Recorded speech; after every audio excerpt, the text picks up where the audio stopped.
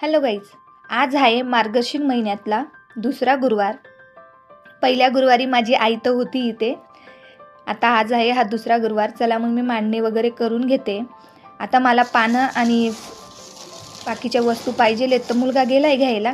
तर त्याने केळी, बोरं आणि दही वगैरे आणली, पानं आणली. आता पानं बाकीचे खराब आहेत, त्याच्यातले पानं मी 5-6 चांगले घेते आणि पुसून वगैरे घेते त्यांना. मग आता 2 केळी आणि 5 बोरं घेते, कारण 5-5 ठेवले की 5 ठेवता असं म्हणता. मग हा येते, ह्या मागच्या गुरुवारी तर नव्हते, ह्या गुरुवारी बोरं होते. आता इथे बाकीचे दही वगैरे ठेवून देते फ्रीजमध्ये. चला मग आता माझी मांडणी निम्मी बाकी आहे, ती पूर्ण करून घेऊ आपण.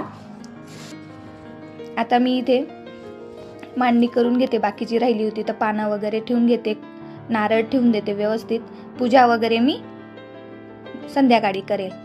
आता इथे माझी व्यवस्थित मांडणी झाली. मला कपडे वगैरे मशीनमध्ये लावले होते, ते वाळवायला पण टाकून देते. आणि एक ब्लाऊज आणि एक साडी मला कंप्लीट करून घ्यायची आहे, कारण ते मला दीड ते 2 वाजेपर्यंत द्यायची आहे. मला ती पण कंप्लीट करून घ्यायची.